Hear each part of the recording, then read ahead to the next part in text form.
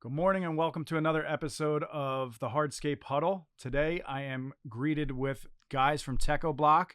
We have Jeff Taphouse and Thomas. I'm not even going to try to murder that last name, so I apologize. How are you guys today? Wonderful. Thanks for having us. Thank you for coming in. You Doing came awesome. in from Philadelphia, north of Philly. Good.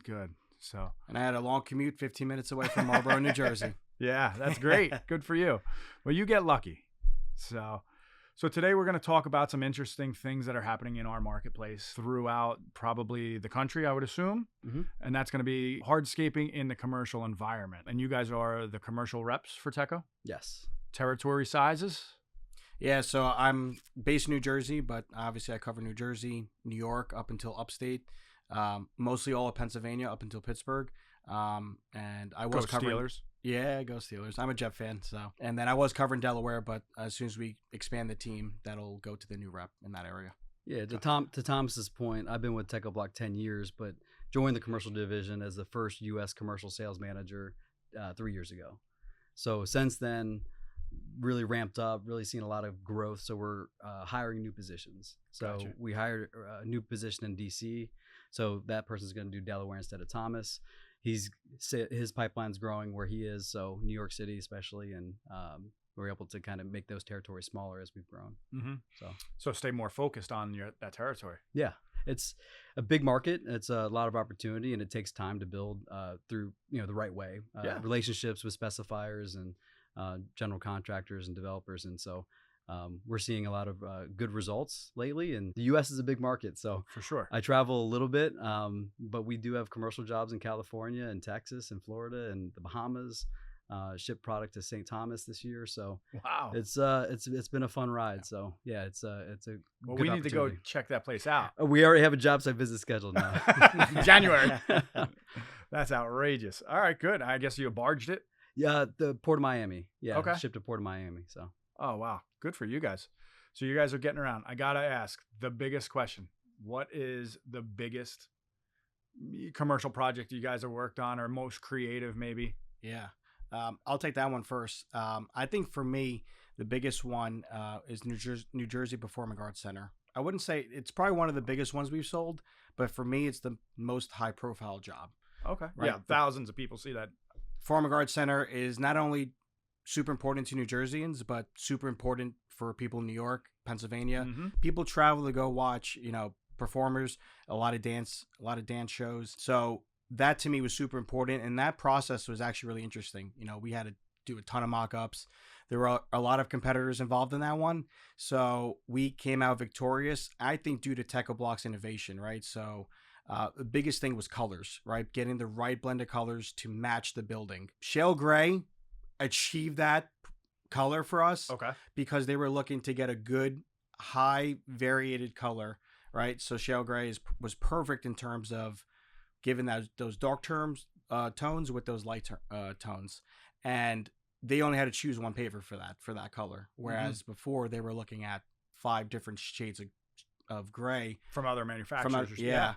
and too complicated for the installer. Yeah. So Right, that, because then you've got site blending and all of that, and next thing you know, the customer walks out, or the architect, and he says, well, I don't really like it. It's not blending real well. So right.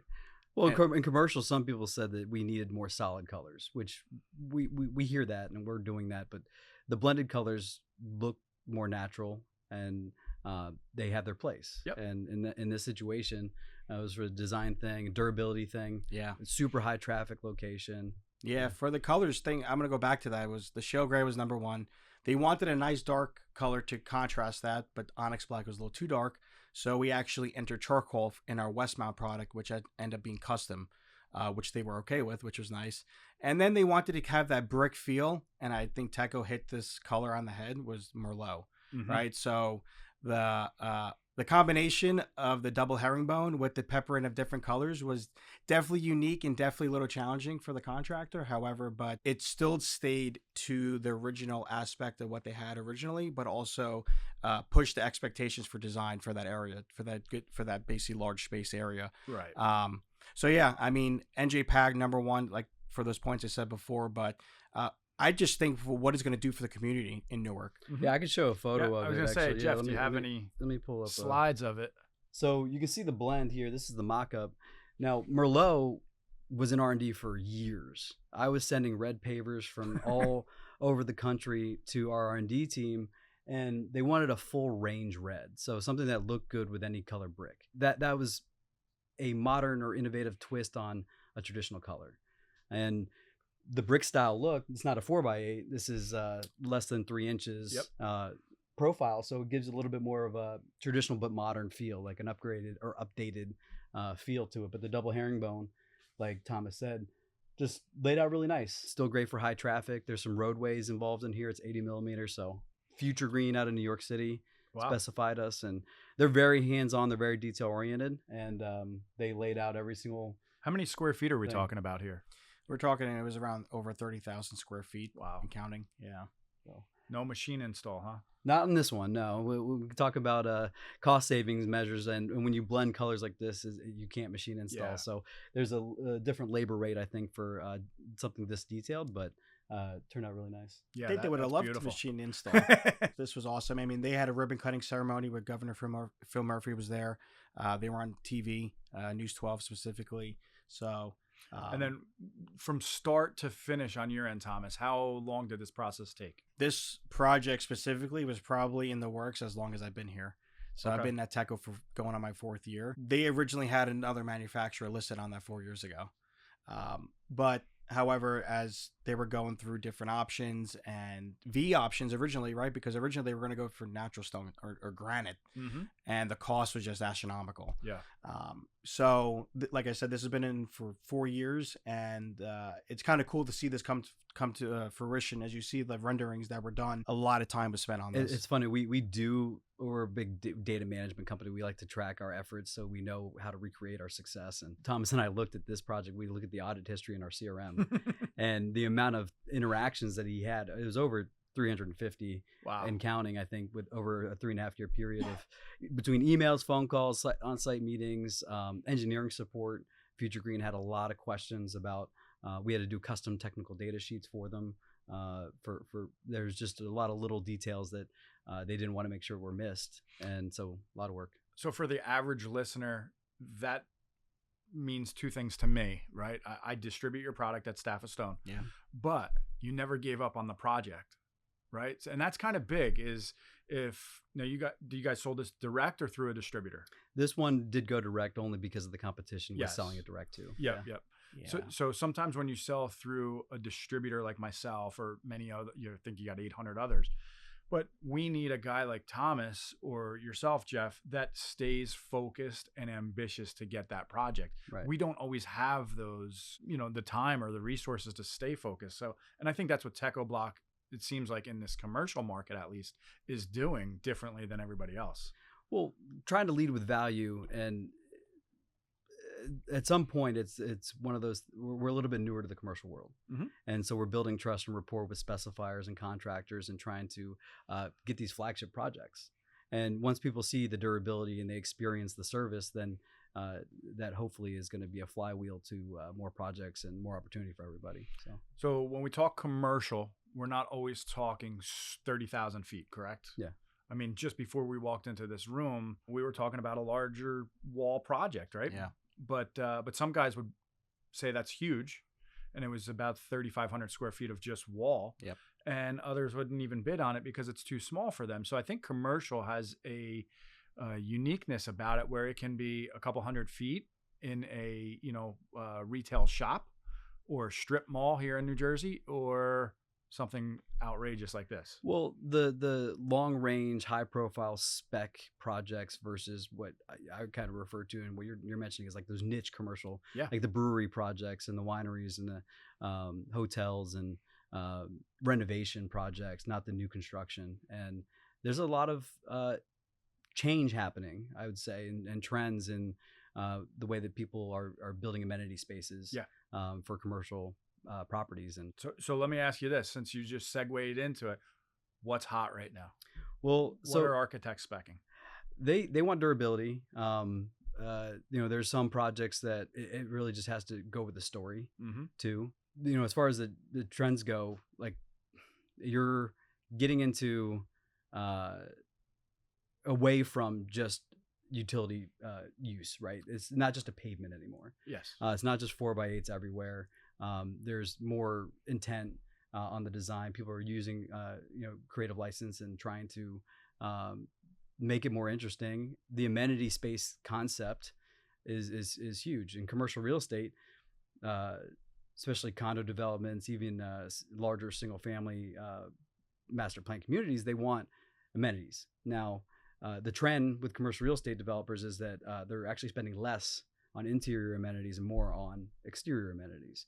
So larger patios, that might mean shade structures. It might mean outdoor kitchens instead of just grill islands, like bar tops, people, TVs. It's space heaters. The outdoor oasis, but in a community setting. Correct. Yeah, and drawing people outside, getting them away from, staring at TikTok on their phone, and it changes when you're outside. I think if you're in an interior, you're sitting on a couch watching TV versus outside watching TV. I think it just changes the way that you're interacting with the people that you're with. Yeah, no, I think that's awesome.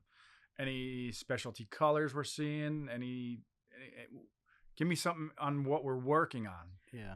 I think the lighter tone colors are really hot, especially like if we're talking outdoors, right? You want to make sure the nice, warm, cool colors, right? They're not going to burn your feet. Right. So the beige creams, honestly, our newest color, Cafe Crema, has been awesome. That nice in between of our chestnut and the beige cream. And we've actually R&D'd a lot of new colors too, like our salt and pepper, which is more of that white with some black speckles in there, a good granite alternative.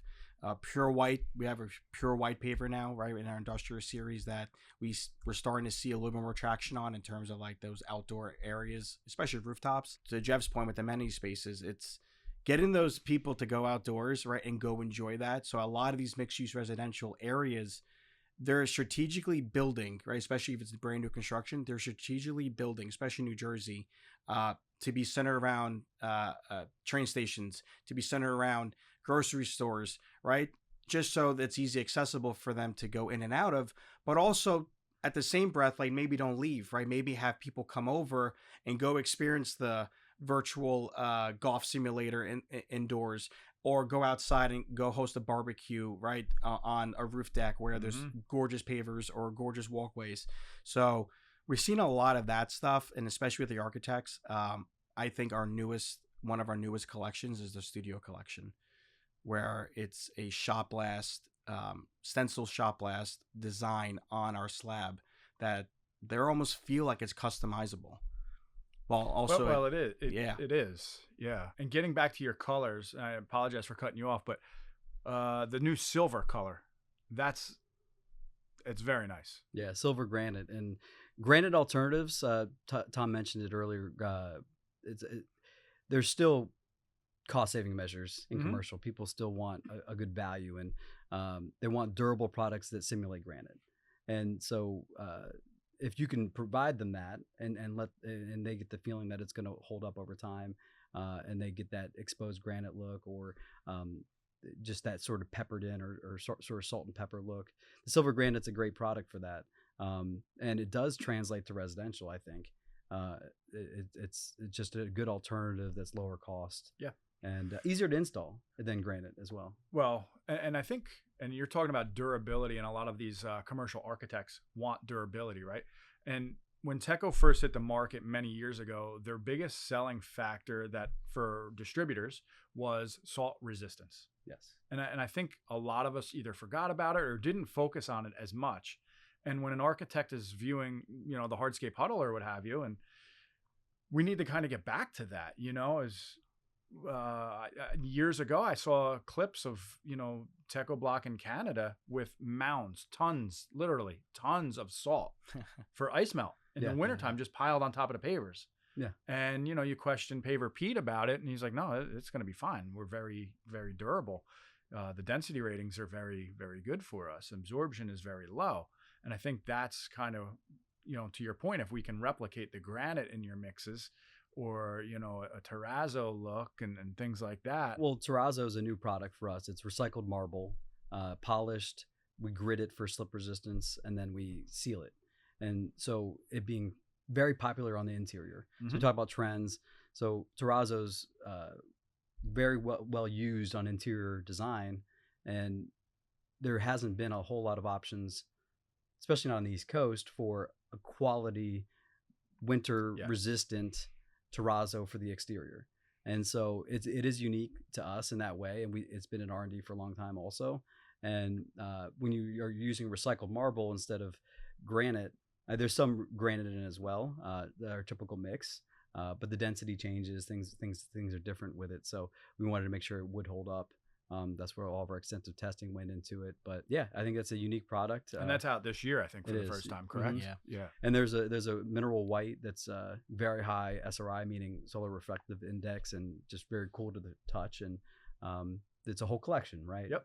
There's steps and caps. The caps can be used as a veneer, like a building stone veneer if you want a vertical. And so we put a lot of thought into new product innovations and try to make it make sense. Silver Granite and Cafe Crema were two new colors last year for the residential market and commercial. But we also launched Salt and Pepper, Gray, White, and Charcoal for the commercial market last year. And so, but the Cafe Crema and Silver Granite, we started with a handful of products. And this year, the big changes that we've added a lot. It's available in a lot of products. Using this sort of blue 86x13 permeable, for me, it's you see the black and the Cafe Crema. So in interior design, this is also popular, of using blacks and creams, not blacks and browns, but blacks and creams. We launched Cafe Crema, and then shortly after, we didn't predict this, but we take credit for setting the trend before. So Pantone, who does the color of the year for interior design, right? Really one of the quintessential, like, what's on trend things. Mocha Mousse was their color for 2025, and it happened to be the same. And we had launched Cafe Crema before, so we're not taking credit for that. I mean, but credit to the marketing team and the R&D team for thinking ahead and catching that trend before even Pantone announced it as a trend. That's crazy. Yeah. Hey, good for you guys though, right? Capitalize on it. Right. But yeah, I do think that the grays and blacks have a place. They're not off trend by any means, but to add a little bit of cream or warm tones, or using Cafe Crema with the chestnut and the chocolate browns is a nice change of pace from all black and gray. Yeah, that's outrageous. Can we go back to that other slide you have there? Yeah, this is the studio collection. Yeah. Thomas mentioned. So this is a product innovation that, when it's installed and in place, it looks amazing. And a shot blasted stencil. That's crazy. And so you get repeatable patterns, like on the right side here, in a stack bond 2x2. It comes in 100 millimeters. We first launched it in the Flora. Yep. And so this is available. You can buy by the row, 2 pieces at a time, 6 different stencils, floral patterns. So that's unique to us as well, which plays on that interior design trend of encaustic tile, the Mediterranean tile. Very popular at the beach. People have been using it a lot. It's been a good innovation, I'd say. You could also just use that in a regular patio as an inlay, like you're saying, as a residential. Yeah, it doesn't have to be a commercial rooftop. Yep. But for us, if it is a restaurant on a rooftop and it's a Mediterranean style restaurant, they might want to incorporate something like this. For sure. But this is the larger sort of concept here for what the possibilities could be. Oh, wow. And now if somebody, at first we called it the studio collection, because we were saying we're going to limit it to what we have, and we're not going to necessarily allow people to customize. The long-term goal for us is to have it be a studio service. So people can come up with their own stencils, and then we could add them to the collection afterward as well. So if somebody wants to pay to do a custom project, our library will grow as a result of it. So the stencils it's not like CNC machine. They're pretty heavy-duty metal stencils, so it's not like we can just do whatever you want quickly. But for the right projects, it's a great solution. We talked about the blending, right, of the other project and the labor intensity of it. You could do this with vacuum lifters and still get something unique. So. That project on the left there, did you guys work on that one? Yeah.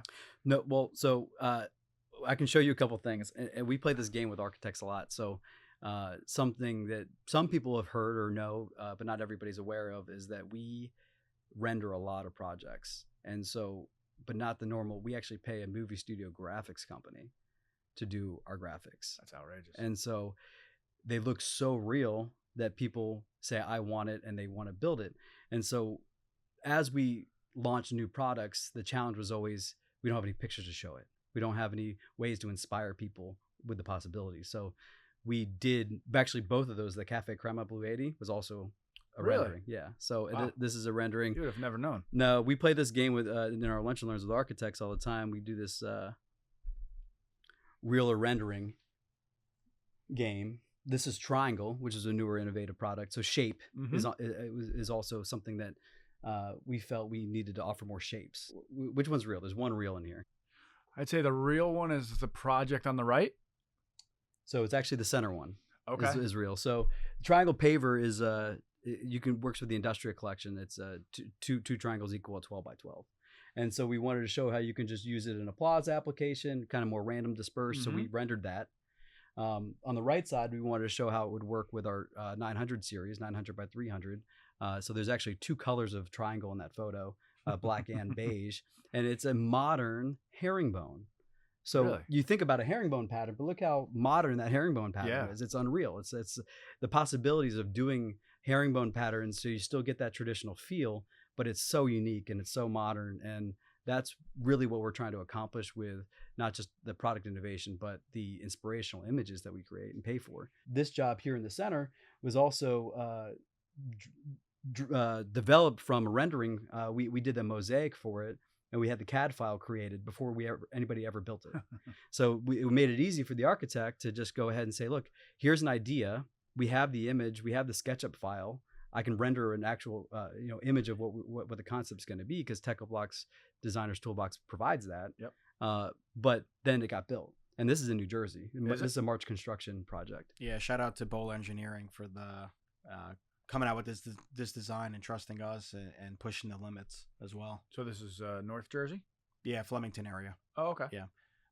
Jack Cust is actually Cust Investments, which is kind of cool for me because I'm a baseball guy. Jack Cust played professional baseball for the Oakland A's, was drafted, but also they own Cust Baseball, basically. It's called Diamond Nation, which is hence the diamond. And I think that's where that kind of inspired from. Was originally this was supposed to be at their facility at Diamond Nation, and they actually were looking at our diamond product specifically. I'll show you that there too. But that it was really cool for me to be a part of that too, because I felt like a personal connection there, especially with the baseball aspect. Good. That's awesome. And to Thomas's point, like if somebody's doing a baseball project and they want the diamond paver for whatever reason, it's a durable product, number one, and it's going to perform. What's real and what's a rendering in this slide? I'd say the one on the left is real. The center's a rendering. So I know not everybody's going to be able to see these images, but the idea is that there's a double chevron with a stack bond diamond on a large scale. And you get this cubic pattern, which the diamond can create on its own, but on a larger commercial plaza, it might be too busy to do it that way. Believe it or not, you can actually machine install diamond from how it's palletized. So there's certain patterns that you can still do. So that goes down nice and quick. Semi easy. Not going to say it's easy, but no. But when you're doing, this is a rendering, but but that would be a 20,000 square foot plaza there, and but just look how unique it is. Right, and that's sick, right? I mean, right. So if you're building a plaza, let's face it, you can get a higher rent for something creative and unique like this. Yeah. And on the left is real. That's the oldest park in Toronto. Actually, it was a renovation, major renovation for the oldest park in Toronto, and it's St. Andrews, I believe is the name of it. But there's still detail work there. But look at the scale and the size; it's still significant. The detail work is in the color blending. I love that color. Yeah, and that's the kind of stuff that keeps me inspired. Even on the residential end, when we see guys design things like that, that's a job I want to be a part of. It seems like everything is getting more and more unique on the commercial end. And obviously we're seeing less and less 6x9s, 4x8s. They kind of faded out, it seems like. Is that? Yeah, I think commercial real estate developers are competing for tenants. They're competing for condo buyers. They want their amenity spaces to feel unique. The wow factor, even on that. And even the architects and landscape architects, and they're trying. There's a big trend of smart growth development. Thomas touched on it. People don't want to sit in traffic, right? They don't want to commute to places. They be able to eat, sleep, and work in the same area. So that smart growth initiative is driving some of this stuff because people value it. And so if you get like Atlanta is a good example of that.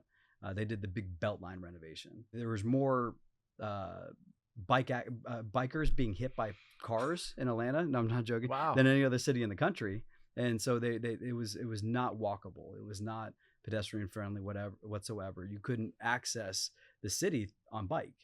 And so a lot of people obviously were involved in the Beltline renovation, but they wanted to create a pedestrian friendly Beltline around the entire city. Now, what that did for development of the properties surrounding it was massive. Mm-hmm. And so there are cities within the city all over the Beltline. And it's special. It feels different. Like you're getting on a, Chicago is known for this too. They have the river walk. Yep. Like you can rent a bike. Tourists can come. They can experience the city on bike.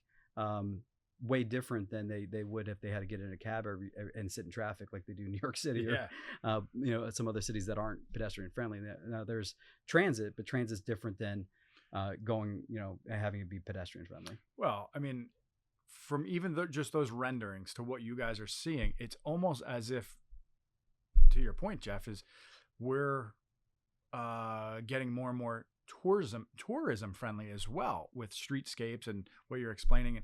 And if, a lot of people go to Europe and things and they send pictures back or post them on Instagram and Facebook, you see, and first thing I do is I look at the streets, right? Everything's either cobblestone or something unique and different, fan patterns and just Belgian block. Yeah.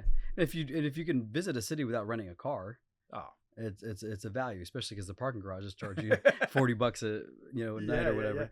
Yeah. I'll show you the one other thing for this Beltline project. Oh, you have a slide of that. I do have a little video too. If you throw me up here. Yep.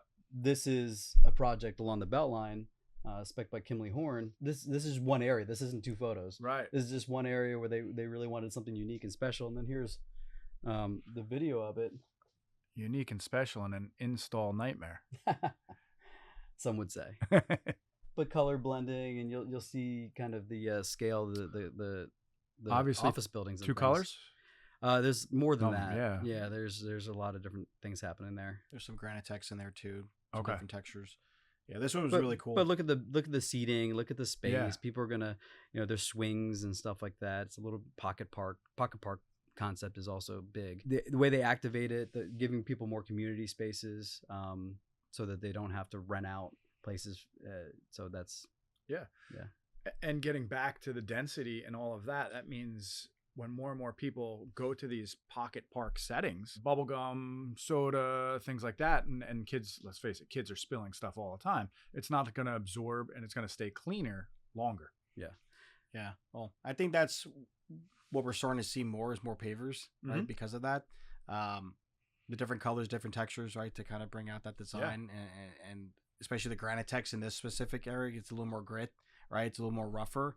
But I think they're starting to realize is that by cutting costs and going with asphalt or concrete, there's actually more, they have to redo that constantly, right? So that cost up front might be cheaper, right? Versus like going for pavers that might be a little more expensive.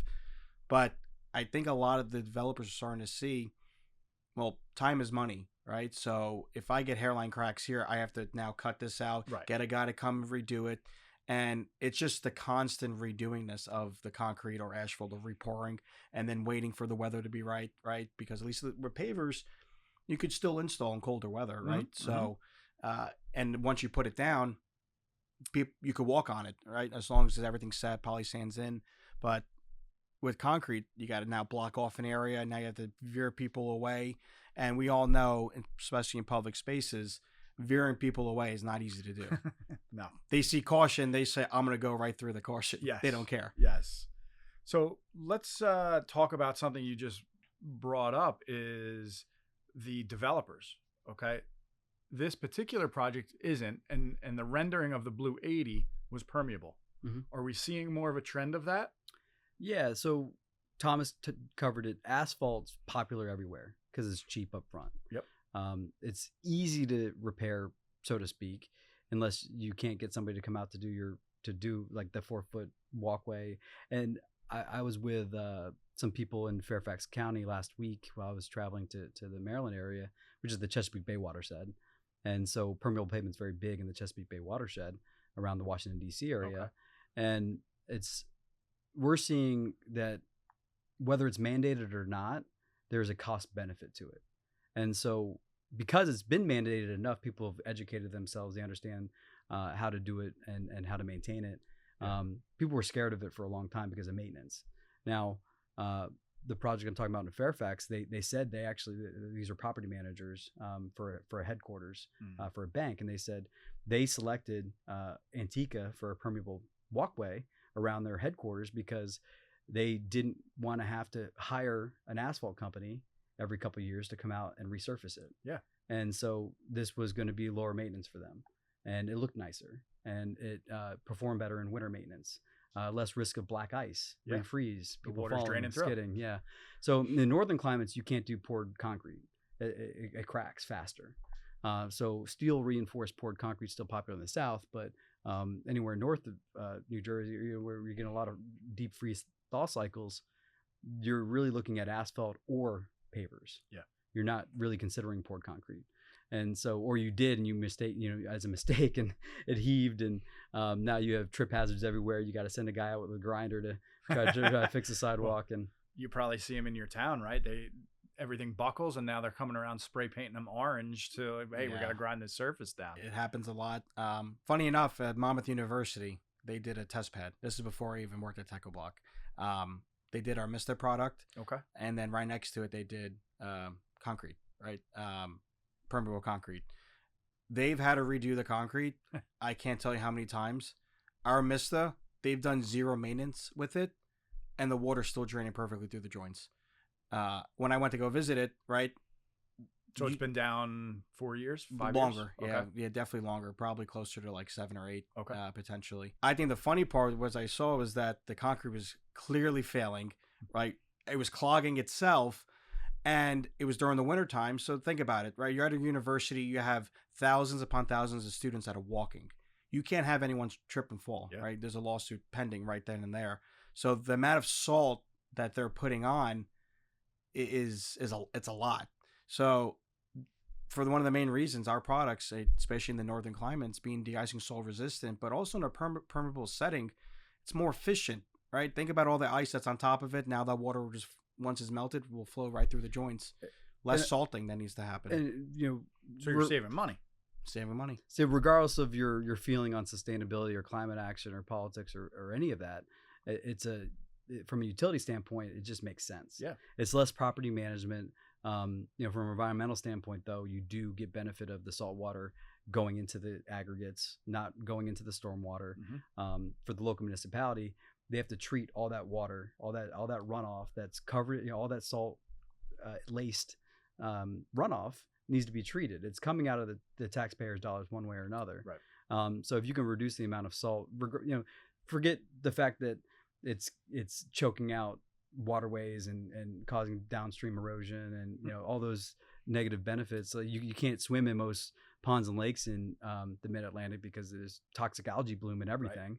Right. And that's what permeable pavement can help prevent, is you get that runoff that's just going right in, and it's a drainage solution. It's a drainage solution too, but a lot of developers are, I think, just starting to realize it's also a tax advantage. Correct. Okay, so a lot of municipalities or cities are giving tax breaks for not putting water back into those facilities. Anywhere that allows you to reduce the stormwater infrastructure and or gives you credit for the permeable pavement or the calculation of impervious surface on the development, it's going to make more financial sense, right? If you don't have to do a big detention pond, yes, and you can build a parking lot instead, or how about 2 more homes? Right, exactly. So on a residential level, which we primarily handle, is if I can show that builder how to take those 2 building lots and develop them rather than put that goose infested retention basin, by just putting permeable pavers in their driveway and the sidewalks, or maybe it's a streetscape. Yeah.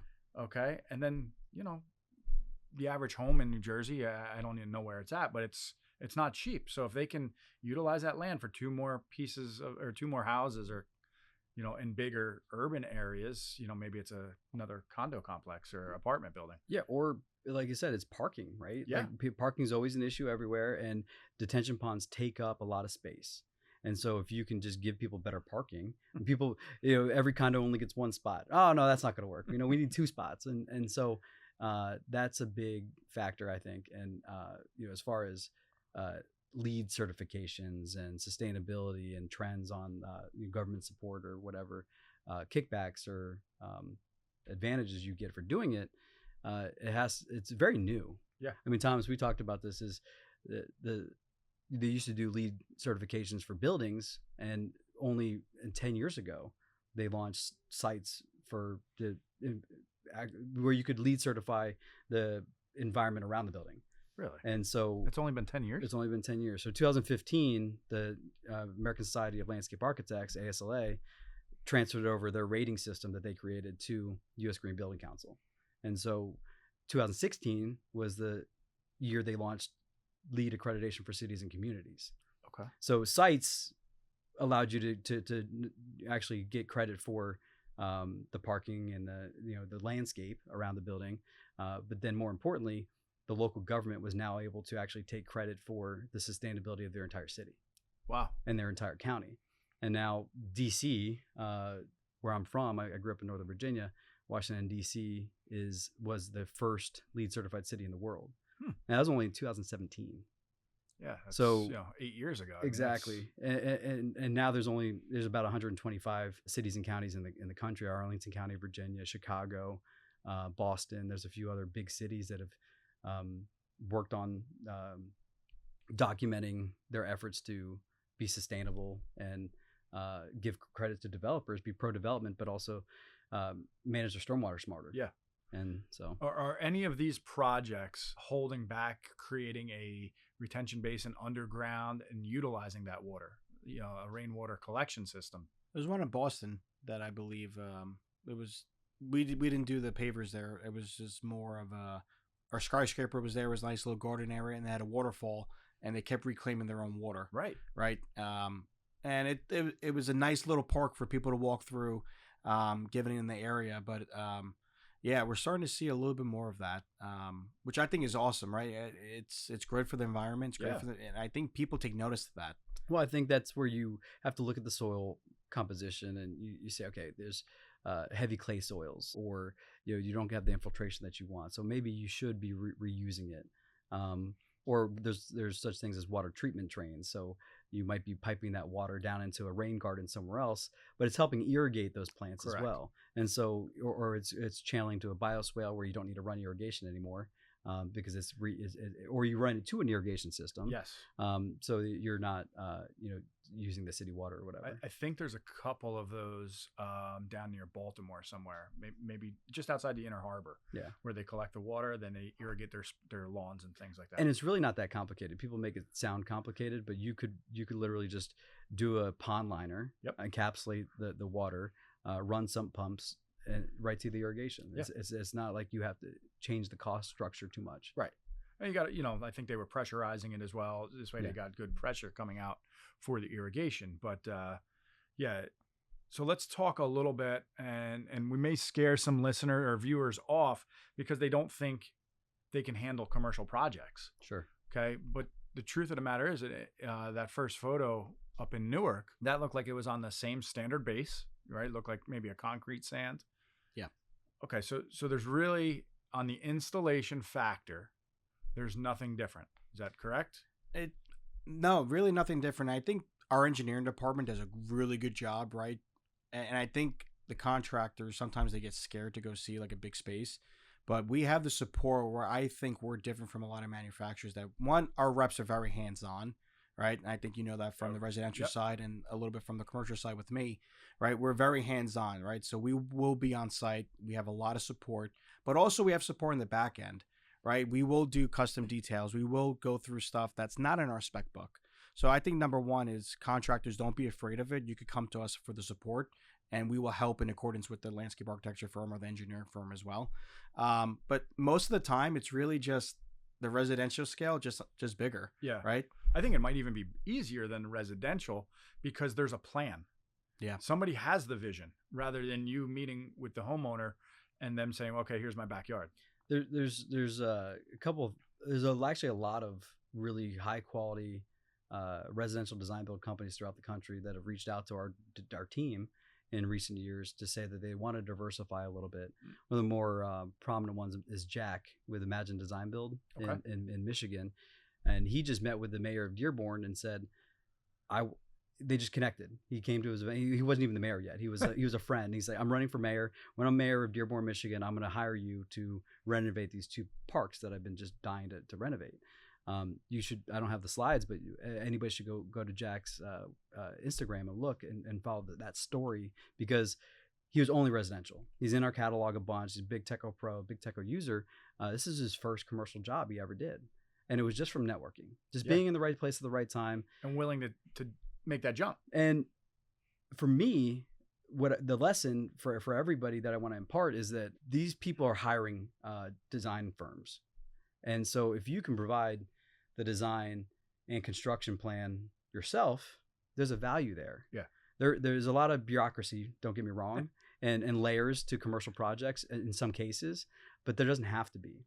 If you can get a feasibility approved, or you get a budget approved based on you're going to do the design and you're going to do, they don't have to outsource it necessarily. And you get to stay in control. I mean, I know what you said, it might be easier to just go in and build somebody else's plan. Sometimes it's not. So sometimes it's easier to lay it out the way that you would do it because you have experience building, and not get frustrated when somebody lays it out in a way that doesn't make sense. So. Right. And to your point,